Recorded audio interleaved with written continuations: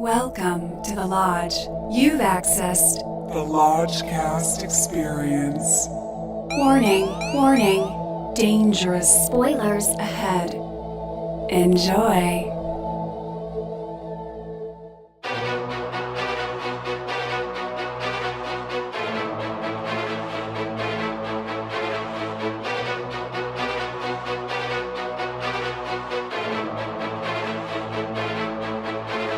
Welcome to the Lodgecast, Episode 3. We are sitting outside the Burbank Media Center 8 Mall in the Lodge Mistress's Prius. Thank you, Millie.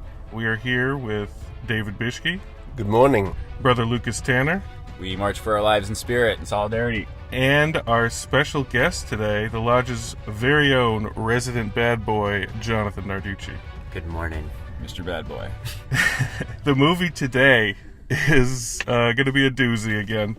It's Steven Soderbergh's Unsane. Not desane. Unsane. I think probably what this movie will be most known for is being shot on an iPhone. Yes, the iPhone 7. Which I believe is the second time someone has done this since Sean Baker, who just did the Florida Project, did Tangerine a few years ago. Yes, he shot that on a 5S. How does everybody feel about iPhone cinematography? Mr. Narducci, being a cinematographer extraordinaire yourself, what does it make you feel optimistic, or is it dirty? I guess we'll see.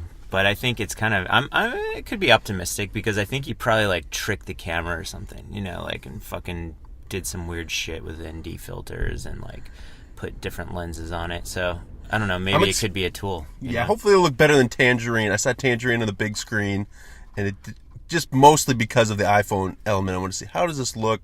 Not good. But you lose yourself. To be fair, I mean, this movie's probably not designed to look pretty. It's probably designed to make us feel sick, make us feel crazy. Yes. He'll probably use the slow-mo feature built into the camera. Who knows what kind of tricks he's going to pull out? Time lapse. Who knows? But I'm not opposed to an iPhone movie. And we're in this Prius. I'm surprised nobody's shot a full movie with a backup cam yet. So I've been waiting to see all these reverse movie. Yeah, all these innovations coming to life on the screen. How does everybody feel? What's the temperature on Mr. Soderbergh in this car? Optimistic, I think. Are you a lifelong fan? I'm a lifelong Soderbergh fan. I've seen almost everyone, liked almost everyone. Logan Lucky, I thought, was just him getting his back to speed after his short retirement.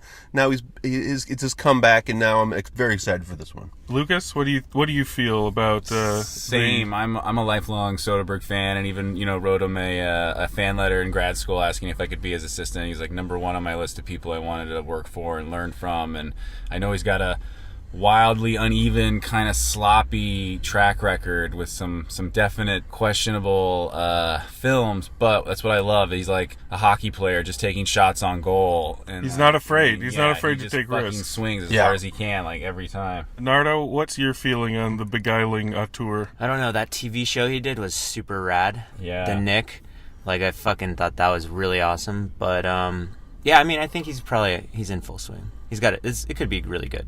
Okay, so we're going into this movie far more optimistic than any other Lodgecast movie we've ever dared to enter. I don't know if we're setting ourselves up for a big fall. And we're entering, by the way, a mall. We're watching this movie inside the third level of the Burbank Media Center mall with the AMC 8, where the food court is next to the DQ Orange Julius. Ooh, that sounds good. And they got recliners. I hope I don't fall asleep. Bishke is our control subject, so hopefully he can definitely guide us through the stormy waters. Once again, Bishke's our control, and for the rest of us, we are going to be indulging in one of our beautiful sponsors, Sierra Deluxe Logistics, have bestowed upon us this Steezy pen. That's Stiiizy. It looks like a USB thumb drive. We're going to put this in our mouths, inhale deeply, perhaps get a drink at Hooters. We're going to go get Unsane. Unsane in the brain. And we're going to hash it all out for you on the other side. Love and light to the Lodge. Peace. Peace.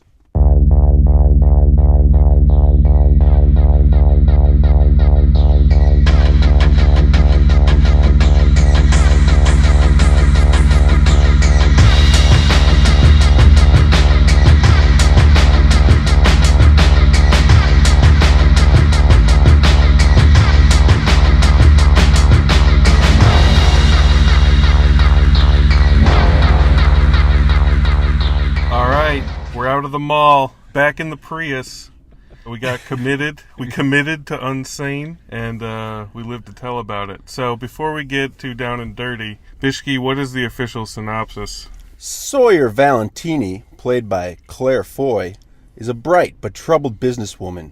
She begins to find out that her past is catching up with her when a former hospice patient's son starts to stalk her. To ensure her safety, Sawyer signs up for a support group that helps people tackle stalking problems. Unfortunately, Sawyer finds out that she has involuntarily placed herself in a mental institution with strict rules that there should be no contact with the outside world. Alone and trapped against her will, Sawyer must fight her own demons within the twisted asylum as the visions of her stalker begin to take over. It's not a pretty film. I mean, Day for Night is terrible. Yeah, this is the same problem that with Tangerine had. It's a student film, and it keeps, like, there's good performances in it, but it keeps pulling you out of it. You definitely feel like it was Steven Soderbergh working with a community film school, and it was like a group project. That's kind of how I felt from the get-go. Yeah. What does the backseat think about all this? Yeah, I kind of felt the same way, and I even looked at it after a certain point, like it was like a 1980s slasher film almost, but on an iPhone, and it was kind of like Soderbergh's version of that. So let's set the stage, because there's not much set up in the movie. She's working at her job. She sees... It's a brilliant setup. She sees somebody kind of creeping around, and she Googles, how to get help with stalking problems, and then before you know it, she's Unsane. She's committed. Yeah, and it's a little implausible. They do put in a thing where they're trying to get insurance money from her, so that's why she got committed. But it's actually a pretty well executed scene, because you could almost see it happening in real life. Where it really kind of sent a chill down my spine, because you don't really see it happening until it's too late, and the whole introduction from the ordinary world into this new, cuckoo's nest. It's very bureaucratic. It's very cold. Like, it's very cursory. Like, there's this casualness, mundanity to it that is really scary and unsettling. And for anyone who goes to therapy, you might want to think twice about exactly what you tell your therapist, because they could easily, have you committed, and then you're fucked. Exactly. And that, just to make it clear, the conceit is they commit people involuntarily just to get insurance money, and they'll keep them there for as long as insurance pays out, and then they'll dump them. So that reality, and like you said, the mundanity of how they present it as like just business as usual, that's scarier than any stalker plot. I almost kind of wish there was no stalker plot at first, because they don't really tell you where it's going in the first reel. So I thought maybe, wow, this is going to be like his cuckoo's nest, like she's a normal, sane person. And I think the other part of the movie that was quite good or brilliant was like the transition from, well, is she imagining her stalker actually works there, to like, wait a minute, she's not in this scene, and we're still seeing the actor playing the stalker, so that breaks the rule. I mean, that means it has to be the real stalker, and so all of a sudden the audience is like, wait a second, like, this is really happening, and it just shifts gears into a totally different direction. A key point to bring up is she keeps seeing her stalker around in the hospital, but the story is so simple and bare bones, and we have such a stew of Lifetime movies and 90s thrillers in our head. Yeah. At least my mind was doing backflips, like double backing, being like, okay, she's crazy, but not really, but maybe she still is. Like you said, it is pretty effective that we slowly realize that this is happening. What I thought was lacking, though, was the batshit craziness that could go with shooting on an iPhone.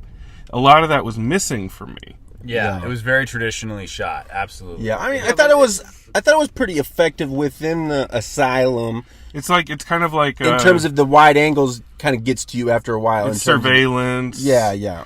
But it's a handheld camera. Like, you could do so much more. It lends itself to a batshit off the rails shaky cam that I didn't really see a lot of, surprisingly, and I don't know, in some ways refreshingly. Like, it was not what I expected. Well, let's hear from the cinematographer.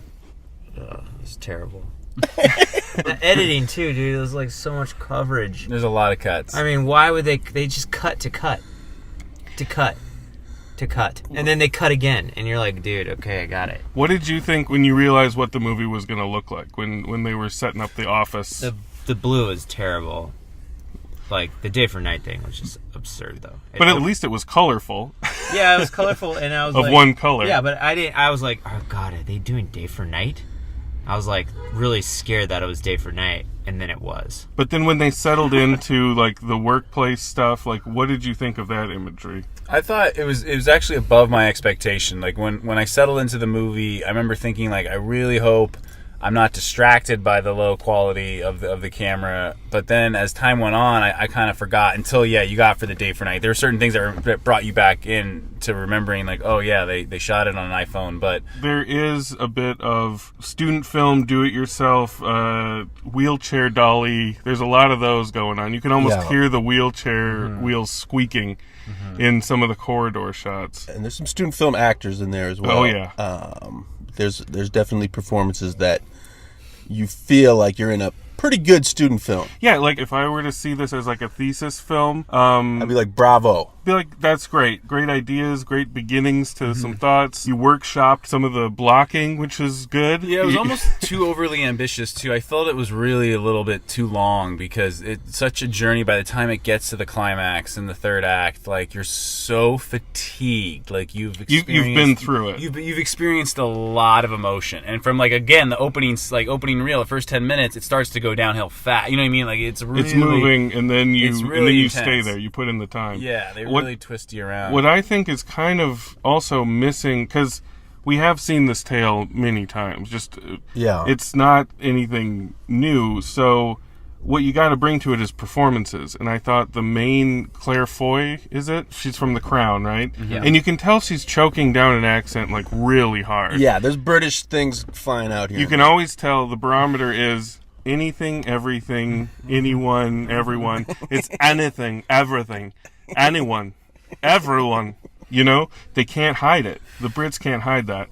I thought she was all right, though. She was kind of a hybrid between Orange is the New Black, Piper, you know, now she's Sawyer, and American Horror Story Season 2, Asylum. And I thought she did a fine job. But the stalker was kind of understated, and this movie needed an off-the-rails oddball. Yeah. This guy needed to be... He needed to be Philip Seymour Hoffman in Happiness. He really solid for me. Like, I feel like, it was in that solitary confinement scene where she's kind of unloading on him, which also was the audition scene, I'm sure. Like, he was doing his best to react to her, you know, his breakdown, but he didn't sell it. Like, I just didn't buy it. Yeah, that's kind of the centerpiece, and if you don't sell the audition scene, then you're in trouble. You're in big trouble. Yeah. I think if there is a salad dragon scene in this, which I don't think there's a real strong one, but the scene where it showed a hint of its potential as a batshit crazy iPhone movie is when the stalker gives her too many drugs or the wrong drugs. And then suddenly she's just flipping out. And they double expose the front of her face on the back of her head as she's just like wobbling around and like triple expose, quadruple expose. Yeah. But even that felt kind of like a student film. Yeah. I felt like I was in college again. There was a bloody tampon, so that was the first student film, red flag, imagery. There's a scene where when she's new to the ward and Juno Temple digs out her bloody tampon and throws it at her. Yeah, that was the first student film signifier for sure. That was Amy Irving as her mom? That was Amy Irving played her mother. Oh my God. I saw her in the credits. So did I. And then I was like, where was she? Yeah, I totally Now that I You guys just didn't looked know. here. You guys didn't know. Man. Amy Irving plays her mother. Mom was not good What? either. I thought she was okay. She's okay. She was terrible. She was okay. We got a lot of Amy Irving nostalgia that she's riding on. She's old school. Now that I know it's her, I'm like, yeah, she's pretty I good. also thought she was just going to be a Skype performance. You know how they do these prestige actors now sometimes will just Skype into a movie. Vincent D'Onofrio, Bagul. Yeah. Matt Damon shows up.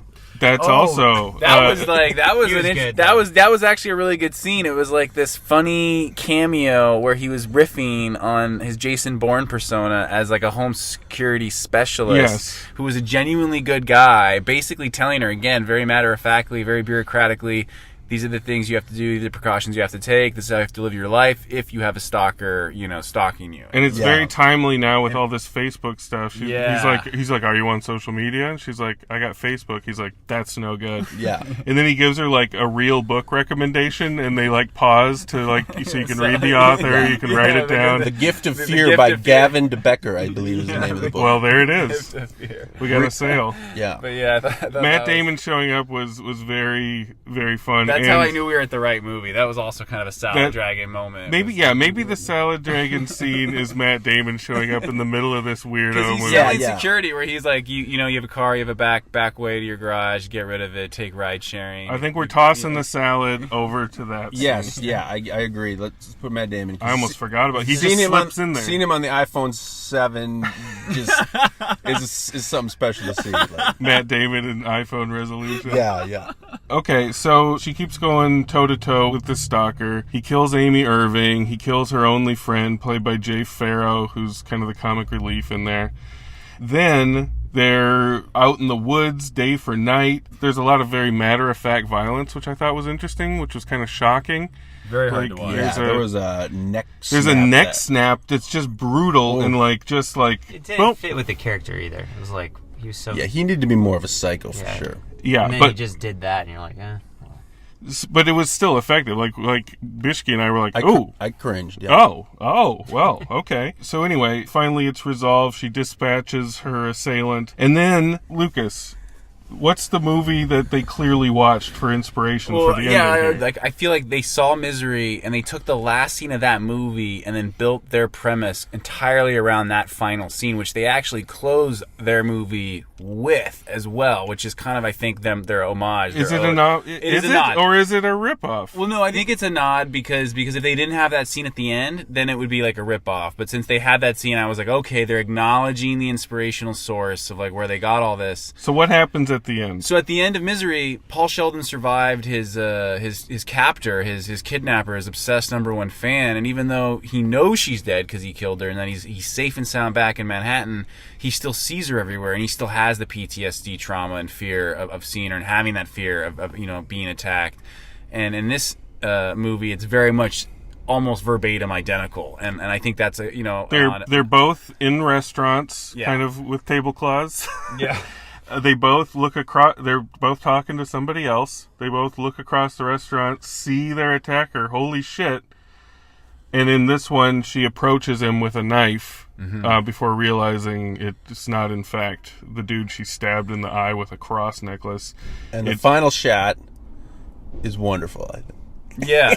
The final shot is very 1980s slasher again. Very. I actually really That's when I knew I was thinking correctly. It was like, oh man, he's like winking. It's like almost like he knows where you're thinking, like where your head is going. And then she runs out back into the world from the restaurant, and she looks back, and it just pauses and slowly zooms in on her face. I took a screenshot of the movie theater screen. Oh, good. For the lodgers. Yeah. But very, very tasty final shot. Yeah. But I don't know if the movie deserves a final shot that tasty. I feel like it set up pins that it didn't fully knock down. Mr. Narducci, did you stay awake during this film? No. I did not stay awake. What percentage of the film do you think you were? I think I saw 75%. Okay. But I didn't want to see it. Okay. What shook you out of it? Oh, I think like the multiple... her getting drugged for punching somebody. Like, that could have happened once. Mm-hmm. I was just like, this is making me tired. Yeah, there was some redundancy. There was like this daily life of struggle. Yeah, there was a lack lot of score to go over. Yeah, it was tough. It was very sparse. It felt 30 minutes too long. I think at 2 hours, it's a little long. There's like, that thing could have moved way faster. Yeah. It's two movies. I think it's trying to be two movies at once. And I definitely like the first movie of her and Is She Crazy? I agree. That's the best stuff. Once you know she's not crazy and she's got a definite stalker, there's no more tension or then you're just like kill this guy, and it takes it a long time to happen. Yeah, exactly. Major spoilers. I feel like, if he revealed it where it's like, oh my god, she's not crazy, and then boom, it's the Forest Day for Night scene, and then you just end on that, it would be way more impactful and shocking and kind of pulling the rug out from under, as opposed to a little twist. As opposed to subtly, seamlessly just showing us that transition where, oh no, he's the real guy. But again, if we had a squirrely ass bug fuck star making performance with this this character. Right. Yeah, the cast is so weird. Why wouldn't Soderbergh then it wouldn't matter. He gets Matt Damon to do a cameo, he's getting Claire Foy. Matt Damon should have been the stalker. And the stalker's a nobody. It's like Jay Farrow should have been the stalker. I mean, sure. like, He's just a blank. He's not. He's so fucking bland. He's got a nice smile, creepy smile. Yeah. Mr. Narducci, out of 4 bones for the 75% that you saw, what's your bone dosage for this patient? I think it's a 1. That's a 1 bone for Yeah. Mr. Narducci. Mr. Tanner. Well, I can't recommend this to family or friends, so it's not going to qualify above a 3. And I do appreciate the ambition of it, but the technical, yeah, it is so low grade. I got to give it a 2. I mean, and 2 is kind of harsh because it means it's like lazy, but there's a lot going on. But it's just, yeah, it's too long and it's not for everyone. So I give it 2. Brother Bishke. I'm going to go with my wrinkle in time rate and give it 2 bones. Yeah. I think it's a half a pretty good movie. It's just a very mixed bag of some stuff I like, some of the experiments I like, some of the implausibilities in the plot I did not like, some of the... We would have never seen this movie if Soderbergh hadn't directed. That's also Correct. true. That's the only reason you guys are giving it 2s. Correct. Fuck, no way. No, that's not true. I It's think pretty fucking bad, dude. it's pretty bad. If it was but- not Soderbergh, we would not be in this No in this one- fogged up Prius There right was- But now. if it was This your movie buddy theater who was made it full. in film, It was sold out. But it wasn't. if it was your buddy who made it in film school, you would give it 3 bones. I So would've I'm going to give it fucking 2 bones. slept Oh, yeah, through it. yeah. No, that's fair. I think it's a sliding scale, Yeah. and I think we are only here because of Steven Soderbergh. Yeah. And I'm going to give it 1.5. I think Oh, you can give halves? you can. I would have given it 1.5. Okay, 1.5 we're is bumping up. toying with respectability while Sure. still lurching in the gutter, often Yeah. It lacking was standard bad, cinematic dude. devices like plot and performances. Yes. That's absolutely That, correct. that you just described it in my mind. I think the idea of it, and on paper, it's way better than actually watching it. But again, as a curiosity, I'm glad that we went into the breach once again for the Lodge, because I don't think people are going to go out to see Unsane. I think it'll be Watch it on your iPhone a couple years from now. as the maker intended, surely. Yeah, or I'm sure just go to YouTube and search Matt Damon Unsane cameo. Yeah. That'll be all you really need. Yeah. Brother Narducci, any further thoughts on this film? Nah. What about- 1.5 bones, man? iPhone movie. That's all you need to know. What about the recliners at the Burbank Media Center 8 theater? The Media Center 8 is excellent. They have a bar. MacGuffins They have a MacGuffin. is on the site. It's intimate room, you know? I like it. That's great. So, Burbank Media Center 8, 4 bones. Yes. Take your All movie around. pass. A free movie at the Burbank Center 8. It doesn't really top that. Also, just another note, we didn't end up going to Hooters. We went to Chevy's. And we had a little Mexican fiesta Much more before wholesome. this. Much more wholesome. Set us up for success, but unfortunately, according to all our bones, I don't think Unsane fully delivered. But I think Soderbergh, he does take chances, and we're all still in his corner. Yeah, I'm glad he's back. He's still doing new things. This was a failure, but He's got plenty more chambered, I'm sure. yeah. Chambered. Maybe he'll shoot the next one on an Android phone or something. I would definitely see that. I'd be like, oh, Android, let's see what different grain texture the, Yeah. the imagery is. All right. Well, that's another Lodgecast. Mr. Narducci, thank you for joining us. Thank you, Mr. Narducci. So happy to be here. Thank you for coming out to the bank with us. Thank you again to Sierra Deluxe Logistics for that wonderful, magical little USB stick of Muy, a muy excelente. of a vaporizer.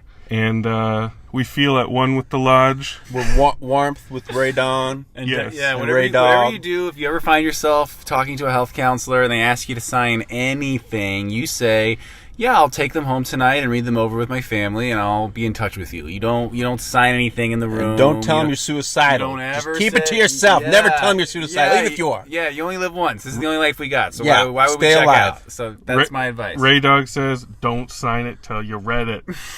All right. Well, that's another Lodgecast. We'll see you on the next one. Peace. Peace out, y'all.